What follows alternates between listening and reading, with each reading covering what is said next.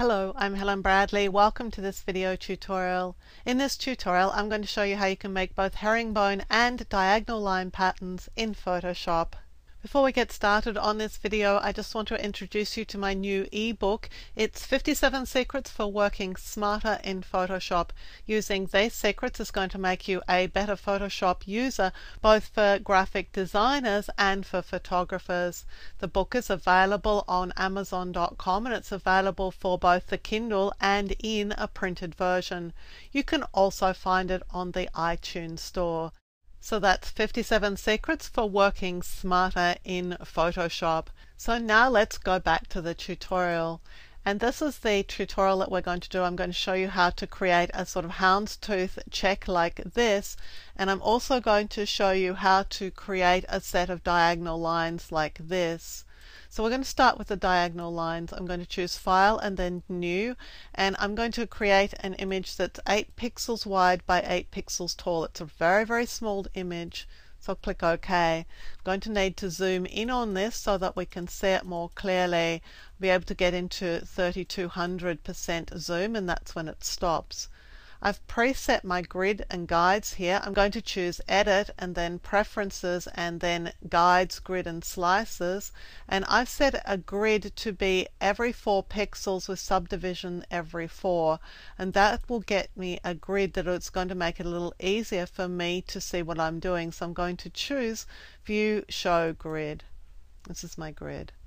Now, the brush tool always paints anti-alias, so it will always have soft edges, and it's not going to work for this at all. So we need to use the pencil tool. So I'm going to click on the pencil tool to select it. And I've lost my tool options, so let's just go and put the options back in. And what I want to do is make sure that I have selected here from the Photoshop collection a hard square 1 pixel brush. So I'm painting with black here. Now I'm going to paint to start off with the 4 pixels in the top corner here, and then I'm going to skip the 4 pixels in the top corner here, and I'm going to paint 4 pixels. And if I make a mistake, I'm just going to switch paint colors by pressing X and paint out the ones I've made a mistake with. And now I'm going to paint the next 4 pixels and then the next 4 pixels.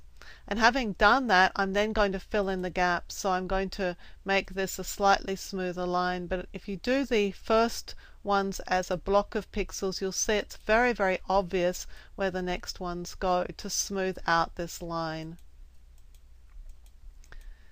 And if you hit the sort of top left corner of the cell, just over the edge of the top left corner, you'll find that that's the way to paint with the pencil tool. Now that we've got this shape, let's do Select All to select all of that shape that we've just created, and choose Edit and then Define Pattern. And I'm going to call this Large Stripes. Diagonal. And click OK. And now to use that pattern, we'll choose File, New, and I'll create a new document. I'm just going to use a letter size landscape paper. We're seeing the grid lines right now, so I'm just going to turn them off with View, Show, and turn off Grid. And now let's use our pattern. Edit, Fill. We're going to fill with a pattern, so I'm going to make sure I select Pattern, and then I'm going to the very last of my patterns, which is this one here, and I'll click OK. And that has now filled this shape with my pattern. And there's my pattern of lines. Now these lines are very, very tightly placed. If you wanted to create a set of wider apart lines, then you would simply start with a bigger document. Let's choose File, New, and this time instead of 8 by 8, let's choose 16 by 16. Again, we'll need to zoom into this. And again, it will be very handy if you set your grid on View, Show, Grid. And we're going into the pencil tool with a 1 pixel brush and black color. And again, we're going to do the same thing as we did before and color in these top cells. I'm going to color in a set of exactly the same shapes as I did last time, just making sure that I delete any if they're not correct before we go ahead.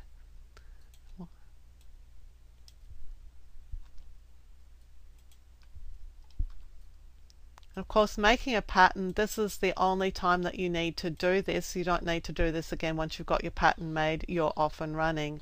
Now I'm going to fill in the extra bits. So I'm just going to fill this in. Let's get rid of that one. And let's do another black one here. And again, we're going to fill in down here. I find it easier just to do this filling manually rather than trying to speed it up any other way, because I really do want it to be correct, because if you're so much as 1 pixel off, it's going to show up in the final result. So there is our shape. So I'm going to press Control or Command A to select the design that we've made, edit, and then we're going to choose Define Pattern, and this is going to be stripes, big, wide, diagonal, and click OK. And now let's use that in a document. In fact, let's use that in this exact same document. I'll add a new layer to it. I'll hide the existing layer, and let's go and fill that. With Edit, Fill, we still have pattern selected, but we want to make sure that we select the last pattern in the pattern dialog here and click OK. And so now we have a slightly bigger pattern. Here it is. And now let's see the one behind it. You can see that that's a much narrower pattern. This is a much wider one apart. So that's how you create a set of diagonal lines. Let's have a look now at how we would go ahead and create our herringbone. The herringbone is a really interesting shape, and it's really quite easy to create. I'm going to choose File, New, and I'm back to my 8 by 8 pixel document. I'm still on my pencil tool, and I'd still like to see my guides too, or my grid. View, Show, Grid. Okay, pencil tool, black paint. This time I'm going to paint down a block that is 2 pixels wide by 6 pixels long. And then I'm going to do the exact same thing here, but it's going to be offset. So it's got this sort of zigzag shape. And then I'm going to fill it in. So I'm going to go across here with 4 pixels and across here with 4 pixels. And I've got one extra one here. So you're looking for this sort of shape here, and if you want to, you can go back in and you can actually fill in the corners too, so that you get this nice shape. And once you've got that shape, you can just select it and create a pattern from it. And so we're going to call this herringbone.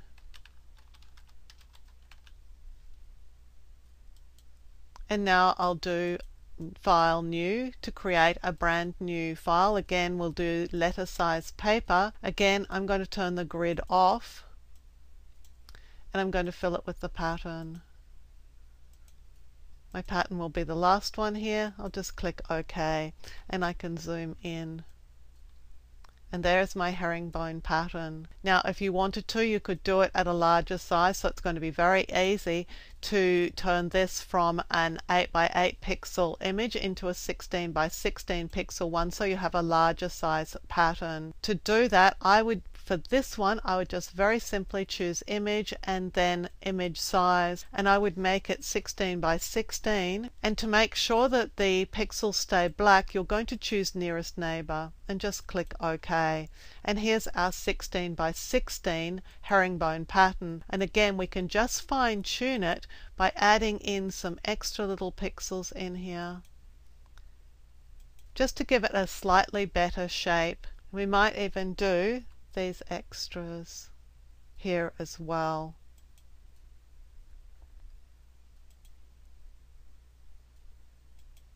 We're just trying to create this basic sort of shape, and again we'll select everything and we'll create this as a pattern.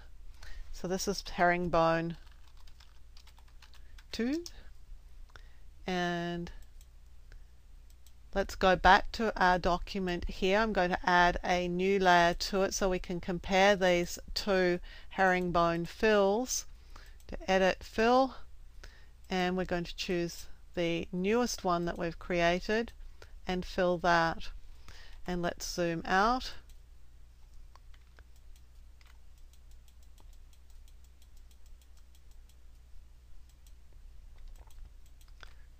So this is at 100%, so this is the last one that we created, the bigger one with a 16 by 16 pattern, and here's the 8 by 8.